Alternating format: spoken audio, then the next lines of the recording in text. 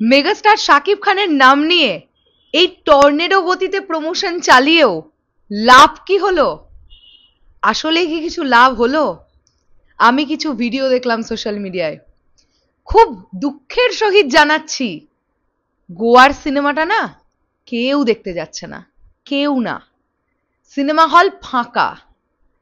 ধরে নিন ১,১২০০ সিট ক্যাপাসিটির একটা সিঙ্গেল স্ক্রিনে যখন ৮ জন বা ১০ জন দর্শককে দেখতে পাওয়া যায়, সেটা ওই হয়ে গেল সিন্দুর মধ্যে বিন্দু, ওই ব্যাপারটা হয়ে গেল। আর এই ১০ জন দর্শক দিয়ে এই সিনেমার টাকা যে উঠবে না, এটা তো ড্যাম শিওর। তার মানে সবচেয়ে বেশি লস করলো কে? এই সিনেমার যিনি প্রডিউসার।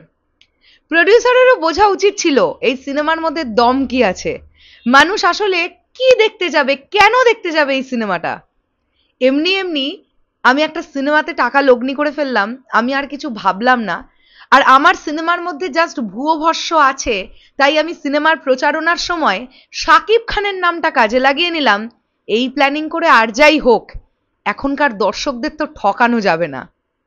হ্যালো এভরিওয়ান, আমি পৌশালী, চলে এলাম আরো একটা নতুন ভিডিও নিয়ে। তোমরা জানো বাংলাদেশের কন্টেন্ট মানে আমাদের চ্যানেল থেকে ম্যাক্সিমাম শাকিব ভাইয়ার কন্টেন্টই আসে। যে সময়টাতে দাঁড়িয়ে এখন শাকিব ভাইয়ার সিনেমা রিলেটেড তেমন কোনো আপডেট নেই, কোনো কিছু করার নেই, সেই সময়ও আমরা আলোচনা করি এই মানুষটাকে নিয়ে। তোমরা আমাদের চ্যানেলের ভিডিও দেখলে ফলো করলে বুঝতে পারবে।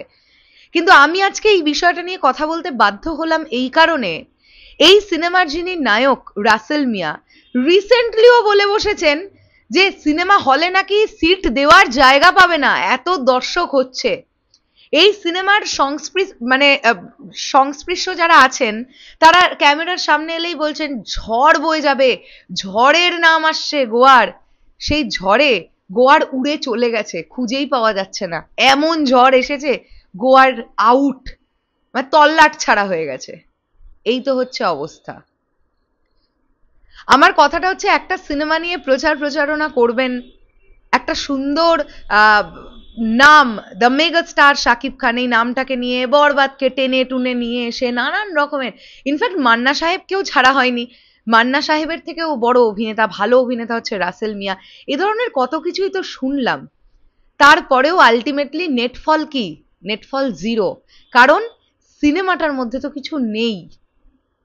আজকের দিনে দাঁড়িয়ে ২০২৫ সালে দাঁড়িয়ে যদি ২০০৫ সালের মতন করে একটা সিনেমাকে প্রেজেন্ট করা হয়, সেই সিনেমার দর্শক না জাস্ট ছুঁড়ে ফেলে দেবে। কারণ প্রতিটা মানুষের কষ্টের টাকার তো দাম আছে, এটা তো বলে লাভ নেই।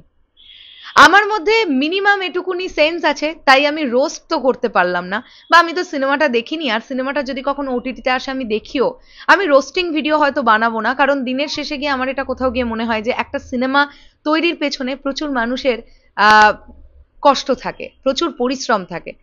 তো রোস্ট তো ন্যাচারালি করব না, কিন্তু এটা তো অস্বীকার করার কোনো জায়গা নেই, এটা গোয়ার টিম খুব ভালোভাবে জানে যে তাদের সিনেমাটা কেমন চলছে। পারলে ঈদ ছাড়া একটা ভালো মানের সিনেমা নিয়ে আসুন না। যদি শাকিব খানকে ছাড়াই ভাবছেন, শাকিব খানকে ছাড়া নতুন কাউকে লঞ্চ করান, একটা ভালো সিনেমা নিয়ে আসুন না। আমি নানান দিকে পোস্ট হতে দেখতে পাচ্ছিলাম এই বিষয়টা। ইনফ্যাক্ট আজকে ডিরেক্টর অনন্য মামুন একটা পোস্ট করেছেন যে ঈদ ছাড়া একটা বড় বাজেটের সিনেমা হোক, এরকম একটা পোস্ট করেছেন আর কি। তো যাই হোক, আমার ওনাকে নিয়ে কোনো কমেন্ট করার নেই, কারণ উনি ঈদ ছাড়া দরদ এনেছিলেন, এত সুন্দরী দরদটা হয়েছিল যে প্রথম দিনের পরে লোকজন আর তেমন দেখতে যায়নি, সেটা আলাদা ব্যাপার। কিন্তু আমি বলতে চাইছি যে এইভাবে তো একটা ইন্ডাস্ট্রি চলতে পারে না। মানে মেগাস্টার শাকিব খান ছাড়া একটা ইন্ডাস্ট্রি জাস্ট জিরো হয়ে গেছে, জিরো, কিছু নেই, জাস্ট কিছু নেই। এই সময় দাঁড়িয়ে একজন বুদ্ধিমান প্রযোজক যে সিরিয়াসলি সিনেমাটাকে বিজনেস হিসেবেই নেবে, তেমন একজন প্রযোজক শাকিব খান ছাড়াও টাকা লাগাবেন বলে আমার মনে হয় না। এই গোয়ার সিনেমার প্রডিউসারের ওপরে না আমার মায়া লাগছে, সত্যি কথা বলতে কি। কারণ ওনার তো টাকাটা খরচ হয়েছে, সেটা যে অ্যামাউন্টই খরচা হোক, উনি তার 10%ও তুলতে পারবেন না। 100% তো ছেড়েই দিন, 10% ওনার উঠবে না। খামোকা কিছু লোক জড়ো করে, কিছু মিডিয়াকে ডেকে চিৎকার করে লোক হাসিয়ে আর লাভ নেই, আমার কোথাও গিয়ে এটা মনে হয়।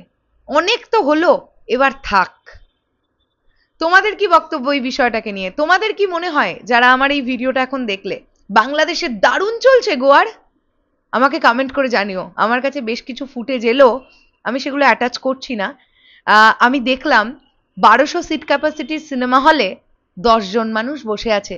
সেই 10 জন কি আদৌ জেনুইন অডিয়েন্স বা জেনারেল অডিয়েন্স, নাকি তাদেরই টাকা পয়সা দিয়ে আনা লোক, তা জানি না। যদি টাকা পয়সা দিয়ে আনা লোকই হতো, 10 জনের জায়গায় 50 জনকে দেখলে আরেকটু আশ্বস্ত হতাম যে এতটাই যখন টাকাটা দিয়ে যে অ্যামাউন্টই হোক ছবিটা বানানো হয়েছে, তাহলে আর কিছু টাকা দিয়ে কিছু লোকজন ভাড়া করে সিনেমা হল ভরালে আর একটু বেটার হতো। মানে এতটা মান ইজ্জতহানি হয়ে যেত না। এত চিৎকার করে লবডঙ্কা হয়েছে, হ্যাঁ জাস্ট লবডঙ্কা হয়েছে। শেষ করলাম ভিডিওটা, আসছি আবার খুব শিগগিরই। তাহলে এখনের জন্যে টাটা।